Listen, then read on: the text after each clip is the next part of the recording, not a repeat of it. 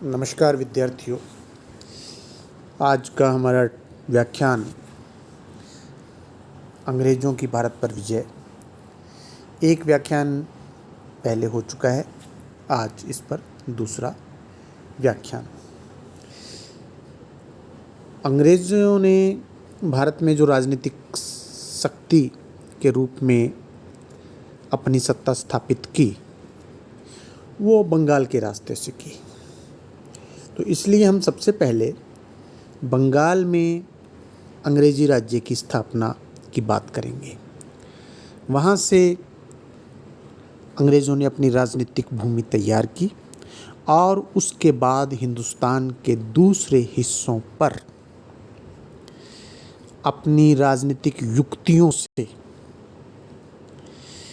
मैं विद्यार्थियों आप नोटिस करें, मैं युक्ति शब्द इस्तेमाल कर रहा हूँ, यानी कि ताकत की बजाय मस्तिष्क का इस्तेमाल करते हुए फूट डालो, राज करो, भारतीयों को आपस में लड़वा करके उन्होंने फिर भारत के अन्य हिस्सों पर अधिकार किया। बंगाल में भी इसी प्रकार से इन्होंने प्रवेश राजनीति में, राजनीतिक सत्ता के रूप में राजनीतिक एक हैसियत को जो प्राप्त करने का साधन उनका बंगाल में भी यही रहा। बंगाल मुग़ल जो दिल्ली में मुग़ल थे, उनके साम्राज्य का भारत के पूर्वी भाग में दूरस्थ स्थित एक प्रांत था।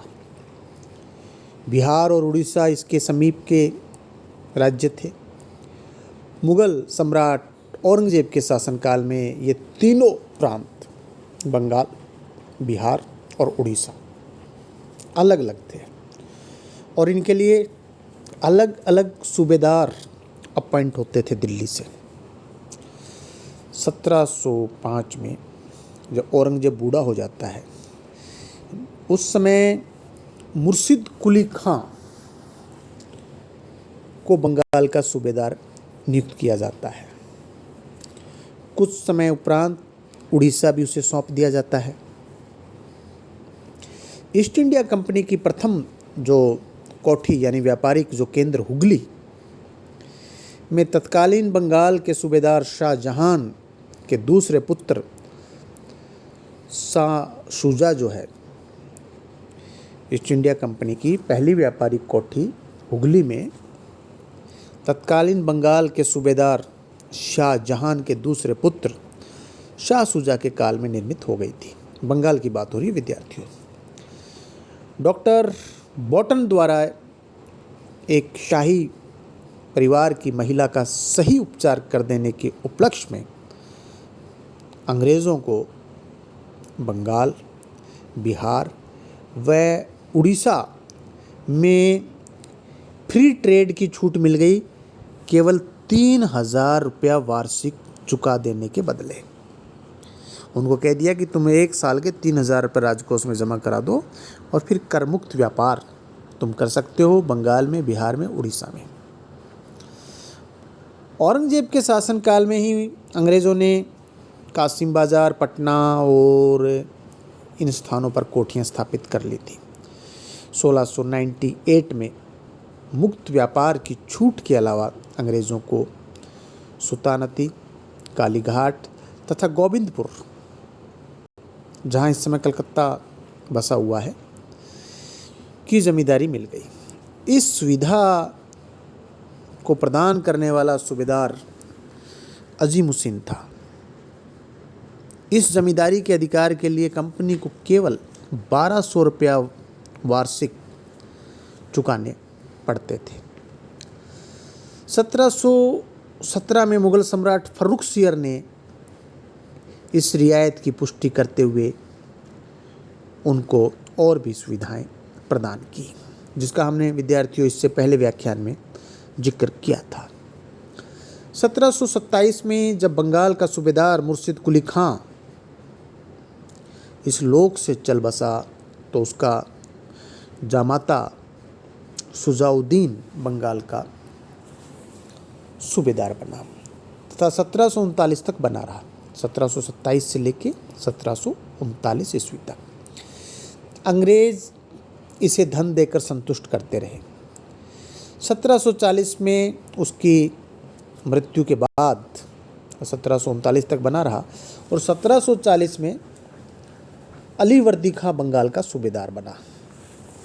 अली वर्दी खां 1727 से 1739 तक बंगाल का सूबेदार मुर्शिद कुली खां और उसके बाद विद्यार्थियों बनता है अली वर्दी खां। यह पहले नायब सूबेदार था, पहले ये नायब सूबेदार था और जो उड़ीसा के नायब सूबेदार सरफराज को मौत के घाट उतार कर समस्त प्रदेश का स्वामी बन बैठा। मुगल सम्राट मोहम्मद शाह, जिसके पास धन का अभाव हो गया था, उसको इसने धन देकर के सूबेदारी के अधिकार प्राप्त कर लिए। 1748 में उसने अंग्रेज़ों से धन मांगा और अंग्रेज़ों ने 1.5 लाख रुपया चुपचाप अली वर्दी खां को दे दिया और व्यापार करते रहे। इसी समय बंगाल पर मराठों, खासकर जो रघुजी भोसले हैं, उन आक्रमण प्रारंभ हो गए। तो उनसे परेशान होने के कारण सूबेदार अपने शासन के अंतिम 15 वर्षों में अंग्रेज़ों के खिलाफ कुछ नहीं कर सका। इसके विपरीत मराठों के आक्रमणों से बचने के लिए अंग्रेज़ों ने अपने व्यापारिक केंद्रों के चारों तरफ खाइयाँ खोद ली, परकोटे बना लिए, ऊंची दीवारें खड़ी कर ली। अली वर्दी खां ने कहा कि भाई आप ये क्या कर रहे हैं, किलेबंदी क्यों कर रहे हैं, क्योंकि कर्नाटक का उदाहरण उनके सामने था। तो अली वर्दी खां ने दूरदर्शिता पूर्वक इस बात को भांप लिया था कि अंग्रेज के इरादे ठीक नहीं हैं।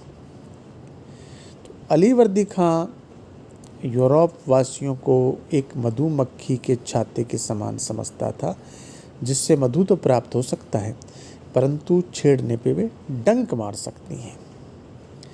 परंतु ऊपरी मन से वह कहता था कि अंग्रेज मित्र हैं, अंग्रेज़ों ने मेरे साथ मेरा कोई अहित नहीं किया है और मैं उनका अहित नहीं चाहता हूँ। तो ये उस समय अली वर्दी खां के समय चलता रहा। 9 अप्रैल 1756 को 75 वर्ष की आयु में अली वर्दी खां की मृत्यु हो जाती है और फिर अली वर्दी खां का जो दोहता है सिराजुद्दौला, जो कि उसको बहुत प्रिय था, वो उसके बाद में शासक बनता है। शासक यानी कि यहाँ का बंगाल का नया जो सूबे वो है, वो बनता है सिराजुद्दौला। सिराजुद्दौला जब नवाब बना तो उसकी आयु थी 20 वर्ष। तो मरण शैया पर जब अली वर्दी खां था तो उसने अपने नवयुवक उत्तराधिकारी को सलाह दी कि यूरोपीय जातियों की शक्ति इस देश में है, उस पर ध्यान रखना। इससे भी मैंने तुम्हें मुक्त कर दिया होता यदि ईश्वर मुझे कुछ दिन और दे देता। अब यह कार्य तुम्हारा है। तो इस प्रकार से अली वर्दी खां ने अपने उत्तराधिकारी को एक मैसेज दिया। सिराजुद्दौला नवाब तो बन गया, लेकिन उसके सामने कुछ कठिनाइयाँ थीं। एक तो उसके जो उसको अभी पद मिला उसके प्रतिद्वंदी बहुत थे, क्योंकि जो अली वर्दी खां हैं उसके अपना कोई बेटा तो नहीं था, लेकिन 3 बेटियां थीं और उन 3 में एक जो बड़ी बेटी थी घसीटी बेगम, उसके कोई पुत्र नहीं था, परंतु वह सिराजुद्दौला के विरुद्ध थी। और दूसरी पुत्री का पुत्र शौकतगंज, वो भी दावेदार था। तो ये जो है ये एक इसकी प्रॉब्लम थी। और फिर शौकतगंज अंग्रेज़ों के साथ गुप्त समझौता करके उत्तराधिकार के प्रश्न को वो उसने और जटिल बना दिया। एक मीर जाफ़र है जो यहाँ इनकी ब्यूरोक्रेट्स में है, वो भी नवाब बनने का प्रयास करता है, जो कि अलीवर्दी खां का बहनोई था और सेनापति भी था। लेकिन अलीवर्दी खां की कुछ नसीहत कहें और ये जो मुसीबत की घड़ी थी, सिराजुद्दौला इसमें विचलित नहीं हुआ। सर्वप्रथम उसने अपनी सबसे बड़ी मौसी की संपत्ति पर अधिकार कर लिया और महल में बंदी बना लिया। इसके बाद शौकतगंज को दंडित करने के लिए वह राजमहल की ओर बढ़ा और शौकतगंज डर गया और उसने जो है सरेंडर कर दिया और सिराजुद्दौला की संप्रभुता स्वीकार कर ली, उपहार आदि उसको दे दिए। इसके उपरांत सिराजुद्दौला ने षड्यंत्र में भाग लेने वाले अपने अधिकारियों को उनके पदों से हटा दिया और उनके स्थान पर अपने विश्वास पात्र और स्वामी भक्त पदाधिकारी उसने नियुक्त किए। सिराजुद्दौला के अब अंग्रेज़ों के साथ में यदि हम संबंधों की बात करें तो वो संबंध ठीक नहीं थे। उसके संबंधों में, इन दोनों शक्तियों के संबंधों में जो कटुता आई, उसके जो कारणों की यदि हम बात करें तो पहला कारण है बंगाल की संपन्नता। अंग्रेज इस संपन्न बंगाल को, आप यूँ कहें कि वहाँ से उस धन को हड़प लेना चाहते थे, उसका दोहन करना चाहते थे, उसका शोषण करना चाहते थे। वो बहुत उनके यूँ कहें ना, जीभ पे पानी आना, मुंह में पानी आना, ऐसी स्थिति बंगाल की संपन्नता को देख करके अंग्रेज़ों के मन में थी। और फिर वो समस्त वैल्यूज़ को साइड में रख करके नैतिकता अनैतिकता का बिना विचार किए वो साधना चाहते थे अपने हित को। दूसरा कारण उत्तराधिकार का प्रश्न।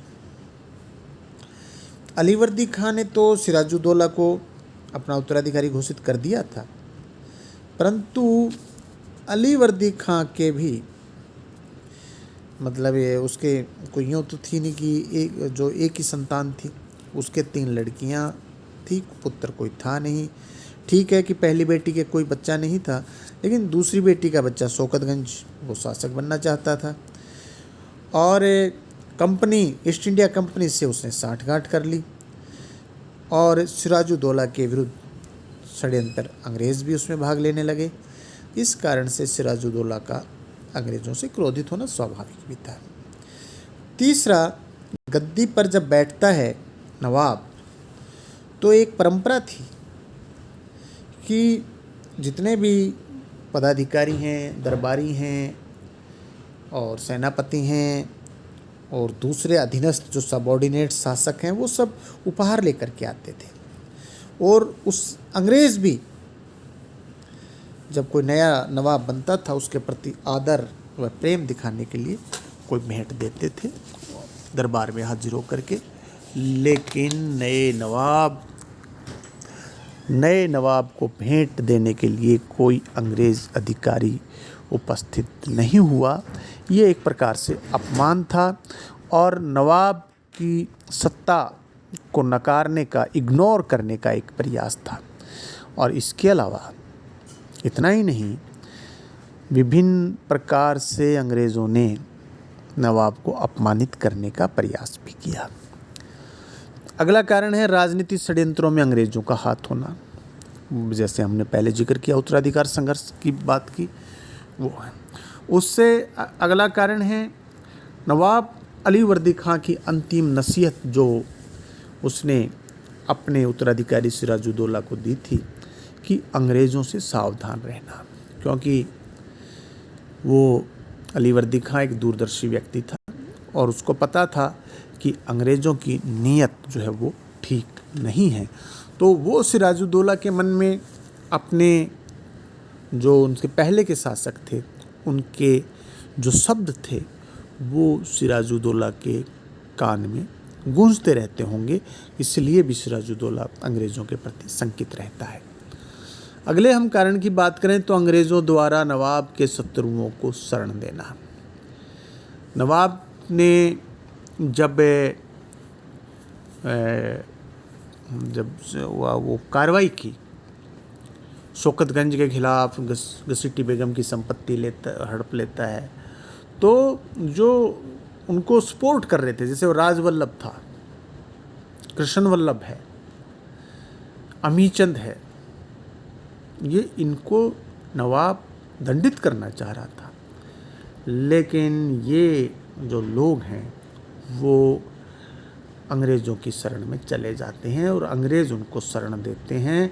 और जब सिराजुद्दौला ने अंग्रेज़ गवर्नर ड्रेक से कहा कि जो हमारे अपराधी हैं उनको आप लौटाइए, तो ड्रेक इनकार कर देता है। और ये नवाब का अपमान भी है और उसको एक चुनौती भी है। एक कारण है कि अगला कि अंग्रेज़ों का हिंदू व्यापारियों के साथ गठबंधन होना। 18वीं सदी में बंगाल का व्यापार हिंदू व्यापारियों के हाथ में था और व्यापार के क्षेत्र में अधिक लाभ कमाने की दृष्टि से अंग्रेज़ों ने हिंदू व्यापारियों के साथ मेल जोल बढ़ाना प्रारंभ कर दिया, गठजोड़ शुरू कर दिया। हिंदू व्यापारी उनके करीब इस उद्देश्य से आए कि वे बंगाल में शांति रखेंगे, ताकि क्योंकि व्यापार को शांति चाहिए। इस प्रकार दोनों एक दूसरे के प्रति सहानुभूति रखने लगे।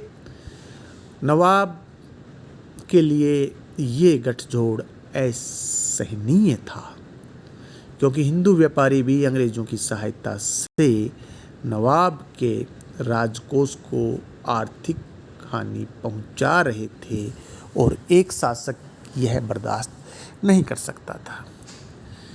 इसके बाद है अंग्रेज़ों द्वारा कलकत्ता में किलेबंदी करना। देखिए विद्यार्थियों, आपने फर्स्ट ईयर में यूरोप का इतिहास पढ़ा है, प्रीवियस में भी आपने पढ़ा है, लेकिन फर्स्ट ईयर के इतिहास में ज़्यादा स्पष्ट है कि अंग्रेज़ और जो फ्रांस हैं वो एक दूसरे के शत्रु रहे हैं यूरोप की राजनीति से।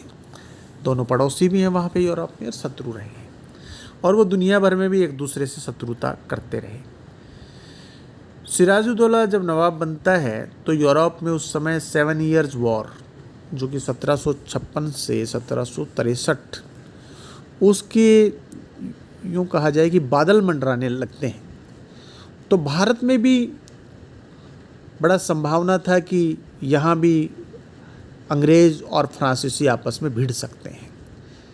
इस कारण फ्रांसीसियों ने चंद्रनगर और अंग्रेज़ों ने कलकत्ता में किलेबंदी करना प्रारंभ कर दिया। सिराजुद्दौला ने उनको ऐसा करने से रोका। तो फ्रांसीसियों ने तो किलेबंदी करना बंद कर दिया, परंतु अंग्रेज़ों ने जारी रखा। ये पुनः नवाब के लिए एक चैलेंज है। फिर है फ्री पास का दुरुपयोग। हमने पिछले व्याख्यान में भी चर्चा की थी, आज भी एक संदर्भ आया कि 1717 में मुगल सम्राट फर्रुखसियर ने अंग्रेज़ों को बिना चुंगी व्यापार करने का फरमान जारी कर दिया था और वे अपनी दस्तक यानी कि फ्री पास जिसका दुरुपयोग करने लग गए, भारतीय व्यापारियों को बेचने लग गए। चुंगी से बची रकम को अंग्रेज़ व्यापारी तथा भारतीय व्यापारी आपस में बांट लिया करते थे। इससे बंगाल के राजकोष को बहुत नुकसान उठाना पड़ रहा था। नवाब ने अंग्रेज़ों को ऐसा न करने के लिए कहा, लेकिन धन के लोभी अंग्रेज़ व्यापारी अपनी आदत से बाज नहीं आ सकते थे। इस पर नवाब ने फिर क्या किया? नवाब का अगला कदम ये रहा कि उसने बंगाल के समस्त व्यापारियों को फ्री ट्रेड व्यापार करने का अधिकार दे दिया और अंग्रेज़ों को जो फ्री पास का लाभ मिलता था, अब वो लाभ समाप्त हो गया और अंग्रेज ये बर्दाश्त नहीं कर सकते थे। तो विद्यार्थियों, संक्षेप में यदि हम बात करें तो कह सकते हैं कि मुगल साम्राज्य के पतन, बंगाल की राजनीति में साजिशों का समावेश, प्रजा का राज्य प्रणाली से अलगाव, ईस्ट इंडिया कंपनी का बढ़ता हुआ व्यापार तथा अंग्रेज़ों की दक्षिण विजय के कारण अंग्रेज़ व्यापारियों में एक आत्मविश्वास भर गया जो उन्हें भारत में एक शक्ति के रूप में स्थापित करने के लिए प्रेरित करने लगा। इस प्रकार ये जो अंग्रेज़ों में एक भाव आ गया कि एक वो शक्ति के रूप में स्थापित हो सकते हैं, इससे नवाब और अंग्रेज़ों के बीच में टकराव की स्थिति पैदा हो गई। शेष अगले व्याख्यान में। बहुत बहुत धन्यवाद।